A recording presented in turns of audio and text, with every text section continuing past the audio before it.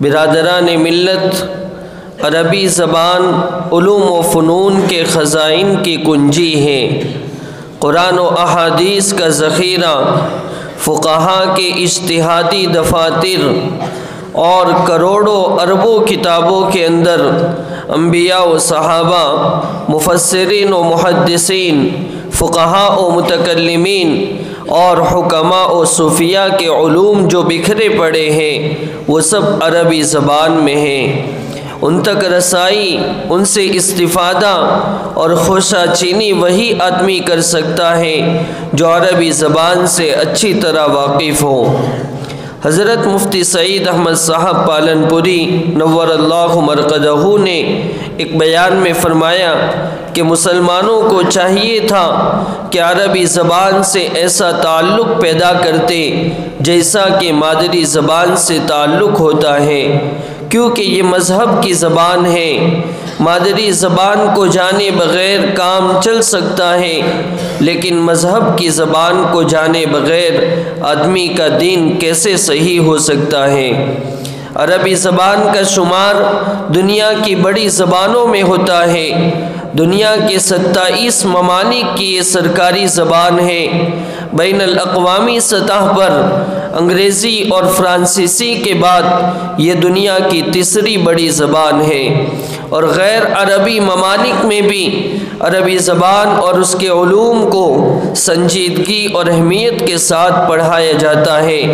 الغرض عربی زبان سے ہمیں محبت و پیار ہونا چاہیے اور اپنی بساط بھر اس کو بھی سیکھنے کی ضرور کوشش کرنی چاہیے، کیونکہ یہ ہماری دینی و اخروی زبان ہے۔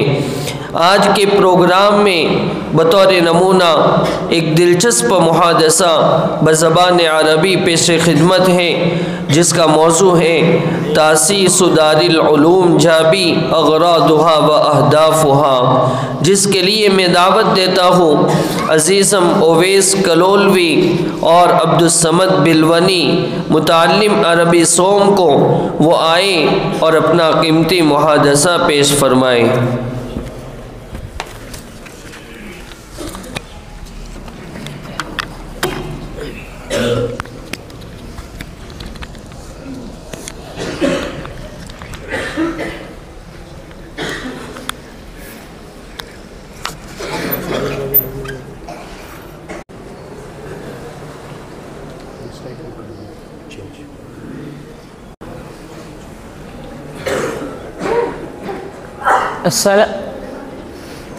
السلام عليكم ورحمة الله وبركاته. وعليكم السلام ورحمة الله وبركاته. كيف الأحوال أيها الأخ الفاضل؟ الحمد لله طيب أيها الصديق الجليل. ما لي أراك مسرورا جدا، كأنك وجدت شيئا مهما بعد الانتظار الطويل.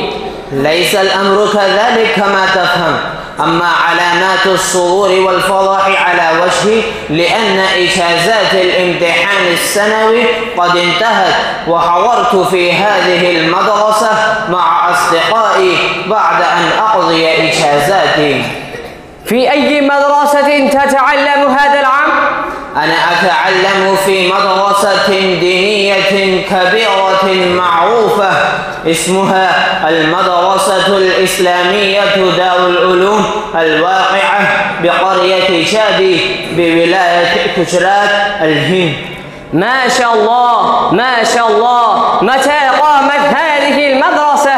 قامت هذه المدرسة قبل 75 سنة، ولم تكن أي مدرسة في هذه المنطقة، لذلك هذه مدرسة قديمة من أقدم المدارس في هذه المنطقة، ويأتي الطلاب إليها بالرحلات الطويلة للحصول على العلم.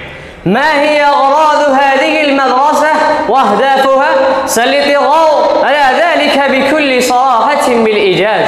إن وجود هذه المدرسة في هذه المنطقة نعمة شليلة، نعمة ربانية وشرف عظيم لهذه المنطقة خاصة، وإذا ساد على هذا المجتمع جمود أشبه بالموت وغاص الناس في بحر الحياة إلى أذقانهم وتلزمهم الغفلة إلزاما، فشا فيه الفجور وعمت الخمور وكثرت الملاهي، وأقبل الناس على اللهو واللعب والرقص والغنى. في هذه الحال أقيمت هذه المدرسة التي تغرس في القلوب شجرة إيمان ويقين، وتعلم الناس كل ما يحتاجون إليه من الأحكام، وتنور أذهانهم بالقرآن والسنة، وتملأ صدورهم مودة وإخاء ورحمة من أول يومها. كم قسما في هذه المدرسة؟ في هذه المدرسة أقسام كثيرة مختلفة، فيها قسم لتفسير القرآن الكريم، وقسم للحديث الشريف، وقسم للفقه، وقسم للغة العربية وآدابها، وما إلى ذلك من الأقسام المختلفة الدينية والتربوية. هل في مدرستك قسم للخطابة؟ في أي لغة يخطب الطلاب؟ هل تساهم فيها؟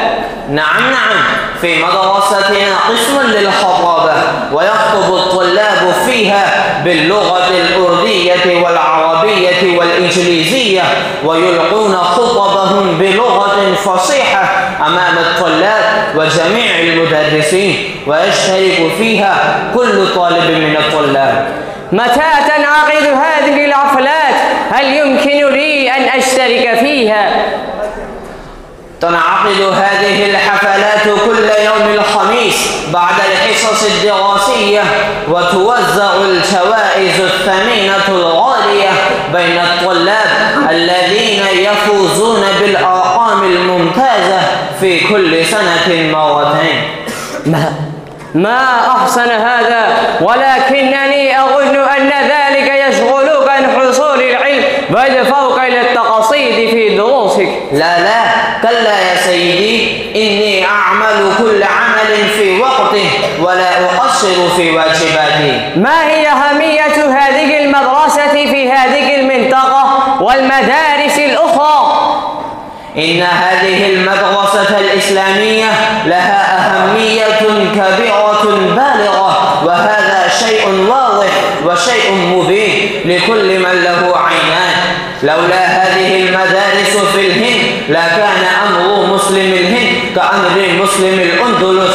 ألا إن هذه المدارس الإسلامية لها دور فعال في بناء المجتمع الإسلامي الصالح، ولها دور كبير في ترويج العلوم الإسلامية، ولها خدمات شليلة في كل مجال من مجالات الحياة بصفة خاصة في هذه المنطقة.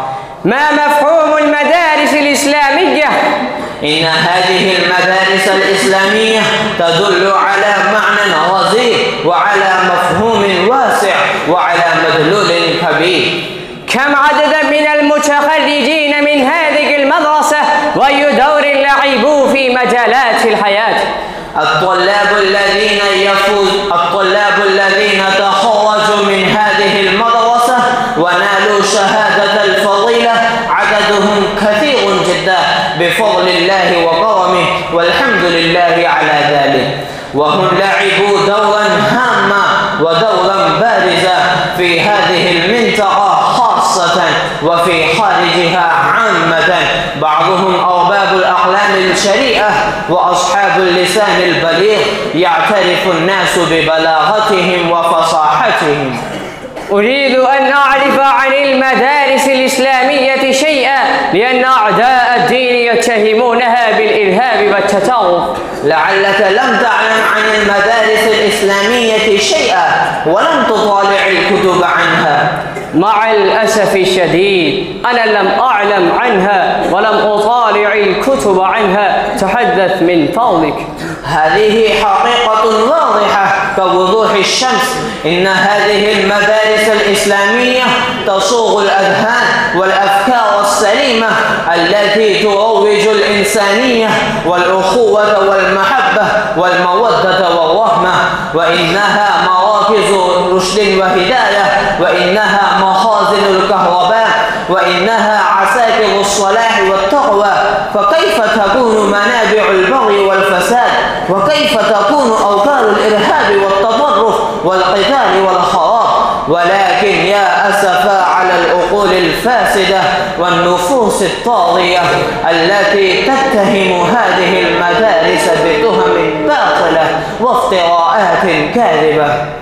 شوقتني إلى أن أبعث ولدا من أولادي في هذه المدرسة ليأخذ العلوم الإسلامية والدينية، وأتمنى لك النجاح والتوفيق على كل حال، واشكر شكرا جزيلا على أنك أوضحت لنا أهمية المدارس الإسلامية. أنا أيضا أتقدم بالشكر الجزيل على مدير هذه الدار وجميع المدرسين على هذا اللقاء معك، لأنهم بذلوا قصارى جهودهم الجبارة في توفير الإمكانيات والوسائل أن نتبادل الآراء بيننا، وإن هذا كله من جهة هذه المدرسة ليس شيئا غريبا ولا مستغربا. وبهذه المناسبة لا أقول إلا كما قال سماحة الشيخ يوسف القرضاوي نور الله مرقده خلال زيارته بالهند عن المدارس الإسلامية: يا مدرسة كالشمس أشرق نورها، يا مدرسة كالشمس أشرق نورها، فيما نظن وبالجلال تجللا، يكفيك وعد الله جل جلاله، يكفيك وعد الله جل جلاله، للدين حفظا حافظا متفضلا. أيها الصديق الجليل، جزاكم الله أحسن الجزاء على أنكم سمعتم كلماتي بجدية وسكون ووقار. والسلام عليكم ورحمة الله وبركاته. وعليكم السلام ورحمة الله وبركاته.